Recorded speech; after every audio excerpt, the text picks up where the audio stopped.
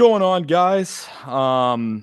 Welcome in here, Rover Sports. I wanted to just talk about the New York Giants, and then I'm going to be doing a live stream later with you guys. I'll post this video in conjunction with the live stream later, but just having a conversation with a friend on the phone, and it actually, what it did was it convinced me to come forward and talk about this football team. And I don't, listen, if 5 people watch it, some are Giants fans, I'm all right with it.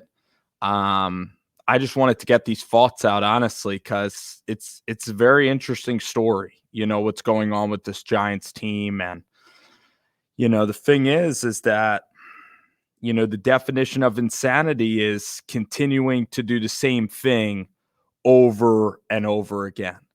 And the Giants, through 2 seasons, especially last year, they could see the deficiencies of Daniel Jones. They could see that he doesn't have pocket awareness, that he doesn't hunt big plays.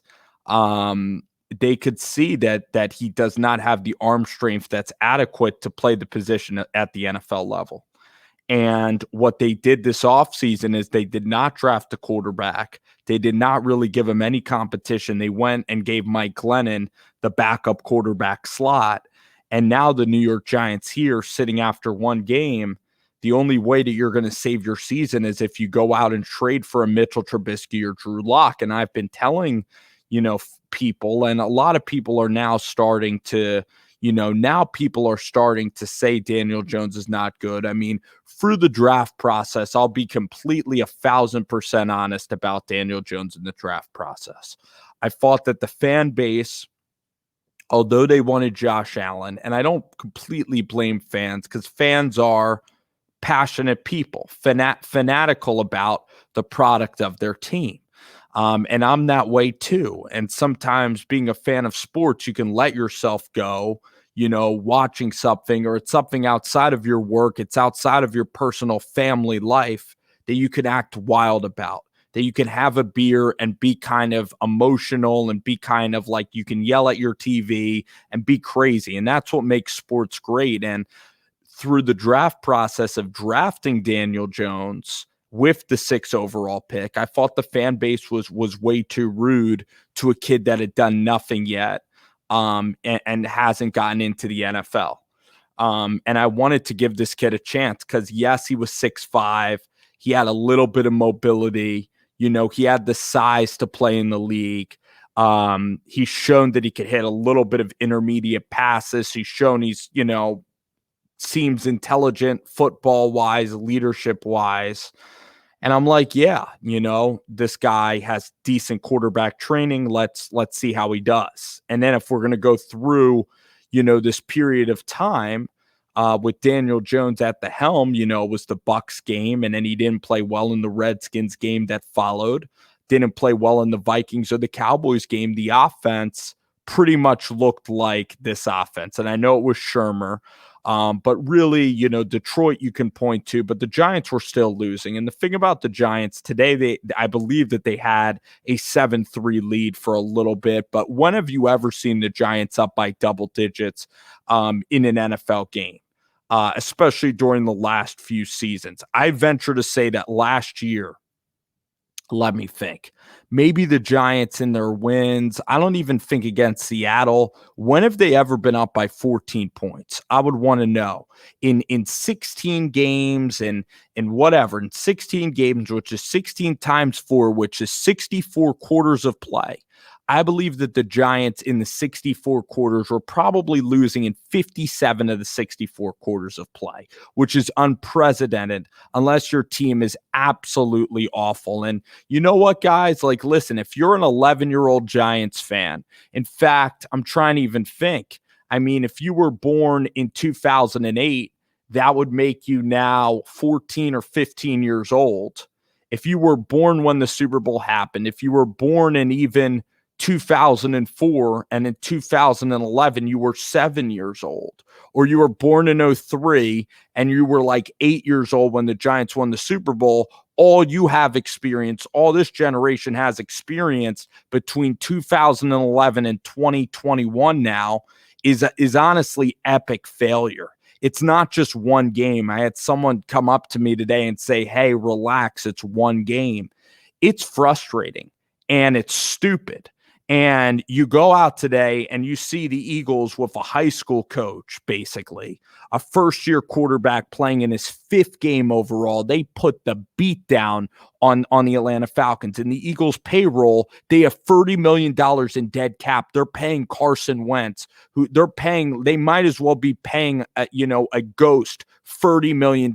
They might as well burn that money on fire. And they don't even need that salary cap to go down to Atlanta and really show a respectable product. And the New York Giants today, you're playing a journeyman quarterback. You're playing a head coach that might be fired. You're playing a guy in Pat Shurmur that you basically fired. And he humiliated you with concepts of passing concepts. But let's go back to like almost the Daniel Jones point, is that the Giants defense, they got the Logan Ryan strip.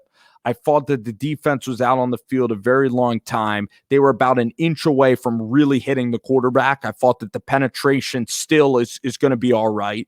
McKinney made a play on the ball. I'm not worried about the defense. If this team had a competent offense that could keep their defense rested, this would be a 9 or 10 win team. And competent offense meaning get me 21 points, get me 24 points a game, please. And that's the problem with this offense, is that when the Giants get over the 40-yard line, they cannot vertically throw the football 40 yards in an air completed pass. I mean, the throw to Darius Slayton was an act of God. And I apologize for using, the Lord's name, in this way. But the thing is that was an offside, and Jones threw it as far as he could, which is 40 yards. And listen, Daniel Jones is more talented than I'll ever be as a football player. But as a fan, I could see that this guy is not cut out to be an NFL quarterback. He doesn't have the arm strength to do it. Then if you don't have arm strength, you better be very, very mobile. You better be very elusive. Is he elusive? He might be fast running a 40, but he doesn't have instincts running out of the pocket. He cannot run and extend. He doesn't know how to run and extend plays. He actually is, he's actually slow in the pocket. Game speed, he's slow. He doesn't react well. And we have that on tape. We have a sample of that. So this year, the Giants, what they could have done, what a quarterback who's really struggled, they could have brought in Mitchell Trubisky. I mean, Josh Allen is only in his 4th season. So you have Daniel Jones as your quarterback. All right. For 2 years, he's really massively struggled, and he's played a bunch of football. So you could bring in like a real, guy who has starting experience to really see in training camp, is Daniel Jones that much better? Is he the guy? And then after this 1 week of dog crap that we had to endure today, you would have Trubisky in the back pocket. Like if this team gets off to an 0-2 starter, the offense does not look good, you can then insert Trubisky and your season would still be intact. I'm even looking at Jimmy Garoppolo potentially as becoming available for this football team. The point is that the offense is what holds this team back. And I think Joe Judge, his downfall is that he doesn't analyze explosive plays. He needs to go and honestly meet with Lincoln Riley. And Lincoln Riley needs to trap him in a room. Sean Payton. Meet with a disciple of Sean Payton, because Sean Payton, what he does, he puts Taysom Hill out of quarterback. He'll take Jameis Winston, and what he'll do is he'll make Jameis Winston, he'll utilize his strengths as an explosive passing game. That's why Sean Payton's one of the great coaches ever, because him and Andy Reid, it's explosive passing game. That should be marked on every building in the Giants facility. Find explosive passing plays. That's what the team has really been missing for about 6 or 7 years. And yes, Eli Manning, towards the end, he wasn't that great. I don't really regret even all of that. All right. I think that now, in 2016, they made the playoffs with Eli Manning. Then McAdoo ended up getting fired. Then with Shermer, you gave that a run. You gave that a couple of years. Now it's the second year of Joe Judge. Now it's the second year with now another quarterback, and the defense that is there is actually there. That's the frustrating part, is that you have defense and special teams. So 2 out of 3 parts are fine. The point is, you need a quarterback that is elusive and that makes defenses scared. And Daniel Jones does not make any defenses scared. When he has time in the pocket, he will throw it to the 5-yard check down. Eventually, Daniel Jones, and what great quarterbacks will do, like Murray, Wilson, other quarterbacks, is they'll move outside of the pocket and they'll hunt the big plays. That's the thing. Hunt the big plays. Don't be afraid to throw an interception. In fact, this Giants team, if Daniel Jones still threw interceptions, at least you're pushing the ball down the field. I don't want to drown in a mud puddle. I want to drown in the ocean, which means I want to throw the ball down the field. And Joe Judge does not understand offensive football. He's not understanding. He's stubborn in his ways, in that he believes Daniel Jones, it can be really good. He believes Jason Garrett is the right coordinator for this team. Ownership as well. And they're not seeing, how Kansas City and how the Saints do it, which is with speed and space, Cliff Kingsbury.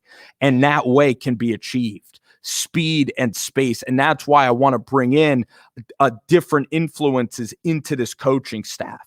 That's why I want to possibly draft another quarterback, or I want to get another quarterback in there even mid-season to try to salvage this season. I don't want to be afraid. You look at the Saints, they acquired Jameis. The Bills acquire Mitchell Trubisky. I don't want to be afraid. This year, I don't want to waste another football season, watching Daniel Jones fumble and watching this offense just be terrible. The defense today was not very good. I'll sell you that.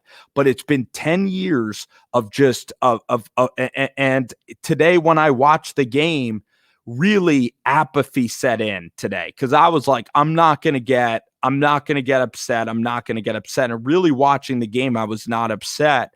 But then lingering after the game, I'm just like, wow. I just want to talk about it. I didn't expect the Giants to win today. I didn't really have any confidence in the football team, because it's the definition of insanity. What happens when you do the same thing over and over again and experience the same results? That is the definition of insanity. And that's what the New York Giants are doing. They're not quick enough to pivot. I know you could talk about the Cleveland Browns and how if you're always pivoting and cycling through quarterbacks, that you're ending up nowhere. But right now, the Giants don't have that quarterback. They are sticking when they should be looking to move. And what I would look for is even Cam Newton is on the open market. Now, he might not have the same arm strength as a Drew Lock, but Cam Newton can move around.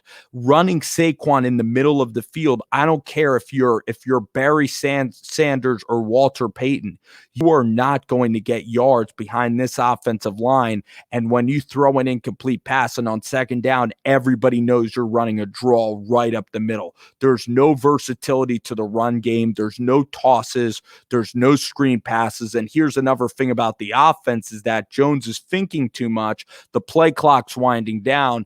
Get in a rhythm and go hurry up, hike the ball with 15 seconds left, speed up the game, achieve more possessions, and you need to take deep shots, period, whatever quarterback. When you get to the 30-yard line, you need to start throwing into the end zone. When you're at the 30, it's not that hard for a quarterback in the National Football League to throw the ball into the end zone from time to time. Because you know what could end up happening? Gosh forbid a touchdown, or gosh forbid a pass interference. Look, the receiver could fall down and the refs can bail you out, and then you get a 1-yard score. That's how football is played. That's how football's played. It's about scoring points. I know I'm not saying anything of real substantial value that people do not understand. I'm probably just saying the basics here, but it's frustrating that I think fans and myself are seeing an ownership group and an organization that is literally unable to pivot and is stuck in quicksand for no reason whatsoever. I like James Morgan of the New York Jets. I think that there's capable backup quarterbacks. I think even you look at Josh Rosen. I think that there are capable backup quarterbacks in this league. I don't care if it's Bryce Petty. I think that there are stronger armed quarterbacks than Daniel Jones, and I want them to be on our roster. And you've lost so many games eventually, you've got nothing to lose for the season. You got blown out today pretty much by 28 points today, and it shouldn't have even been that close. It was a 30-point game. Hamler dropped a touchdown. You had a ridiculous strip by Logan Ryan. The Broncos dominated the game altogether today. The defense, like I said, they played poorly, but it's week one, and I believe that they can recover. And then also you look at Denver's receivers, they have great potential. And today they kind of played up to their talent level. You know, you have Cortland Sutton, who showed amazing flashes before he got injured. Jerry Jeudy, my prayers go out to Jerry Jeudy. To experience a healthy recovery. He's a good football player, really good. Melvin Gordon has had success in this league. Albert O was great in college. Noah Fant, good in college, good player. Hamler, really good. So they've invested high, investment into a wide receivers. And Teddy Bridgewater, even though he has bounced around teams before, he played a tremendous football game, and you got to give him credit. And if he plays at this level without getting injured, it's going to be his best season playing in the National Football League. He is really going to take that leap later on in his career, kind of like a Kurt Warner, kind of like a Ryan Fitzpatrick that you're watching right now.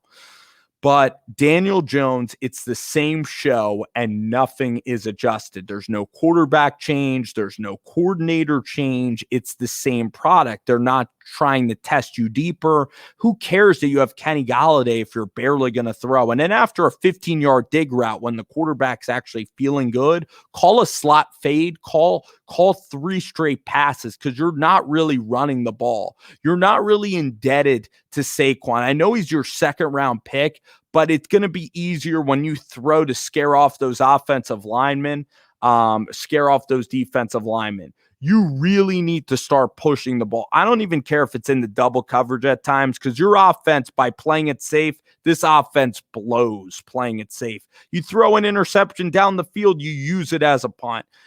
Daniel Jones goes out there, and I'd even say if I was the owner of the Giants, like, listen, Jones, I just want to score 24 points. I don't care if you throw 4 interceptions. You just need to play loose. You need to look for big plays.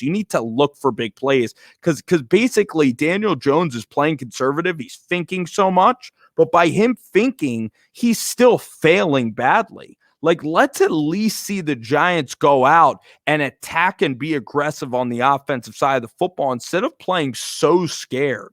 They are so scared offensively, so scared. And yet by them playing conservative and them playing weak, wussy football, by not throwing deep, by not taking chances, they are failing anyway.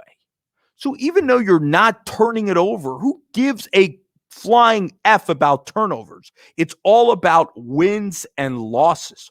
All about wins and losses. And sometimes you learn from your turnovers anyway. You learn from your mistakes. Yeah, he fumbled the ball. Okay, he fumbled the ball. It wasn't like the offense, a 3 and out's almost just as bad as a turnover. And I know I might get flack for that, but I need to see the team attack and really risk winning an actual game. And when they're down 10-7, I need to see urgency to take leads. Can this team take, how you take a lead is you obviously score, and you can obviously score quickly.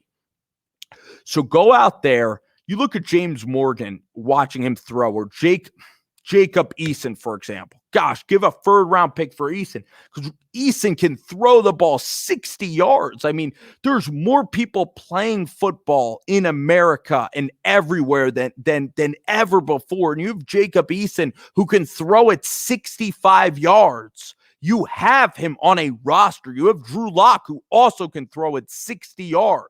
So you have Kadarius Toney, you have Shepard, you have Pettis. You need a quarterback immediately, and you need a new offensive coordinator or game plan, and it's not impossible. You need to be proactive and not reactive, and the Giants are never proactive in their thoughts ever.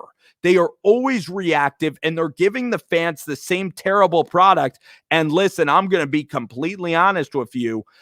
The Giants fans have been through enough. And even a couple of years ago with Jones and Joe Judge last year when they beat Seattle, I said to be patient, right? I said to be patient through the rebuild of Gettleman and everything. But I have no excuses left for Dave Gettleman or this team, especially this season, if it's going to play out this way. I have no excuses, especially when you look at what Philadelphia and Houston did with dead rookie coaches. When you look at what the Chargers did, the Chargers have talent on that side of the ball. They draft a quarterback. They develop a quarterback. You look at the Patriots and Dolphins are a lot better playing than the Giants are playing. So this is a proud franchise. I believe the Giants have resources, that they have financial ways that they can do it. I don't know if it's so sad. Like, they must be watching the same games that we are. Somehow they think that they're close. It's just ridiculous. They're far away on the offensive side of the ball, and they're trotting out the same coordinator and quarterback. And Joe Judge saw this for a year. I know it was a pandemic, but he saw Daniel Jones for a year, and he decided that Daniel Jones was the quarterback that he wanted to lead his team for 2 straight seasons of his career as a head coach. And now look at what, now he's a bystander to, or now he's facilitating awful. He talks about putting on a product, like he talks a big game. That's also why I did not watch any pregame, because I didn't have faith. I expected this to happen, but that doesn't mean it's not frustrating, especially when you're watching the Philadelphia Eagles do what they do, especially when you watch Dallas. Like, at least imagine if the Giants had the Dallas Cowboys offensive play. It would be, geez. I mean, so there are ways to fix this. I think there's a lot of ways. You can't just sit and throw your hands up and say it's not going to be fixed. You know, you look at Joe Judge, you have to analyze, like, is Joe Judge, is he competent enough offensively? Because he does run a really good program. He represents the Giants, listen, he does everything really right in the community. The locker room's buying in. The defense is playing faster under Joe Judge. The team is more organized. I really do believe it. I mean, if they had a little bit of offense, it's a playoff team. The defense is built fine. I believe the offensive line, I believe the talent is there. And that's what Dave Gettleman has kind of given this roster, is he's given them a talent and a culture. The point is, when the quarterback is like the most important, it's the most important position in the sport, and you're really inept at that position. You look at the offensive line. The offensive line still, even with the guys that are here, the scheme and whatever is just really not. It's really not working with the staff that Joe Judge has assembled.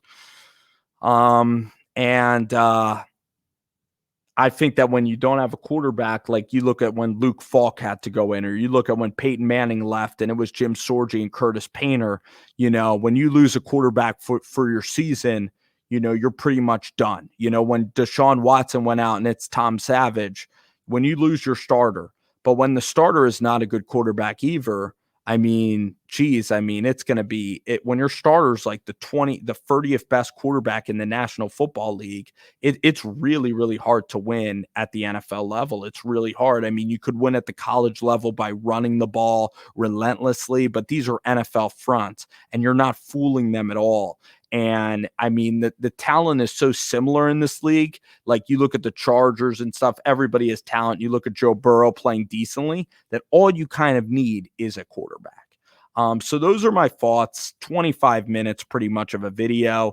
I hope you guys, enjoy the video or something. You can leave comments. I do see them, and I really do appreciate you guys watching the video. And take care, guys.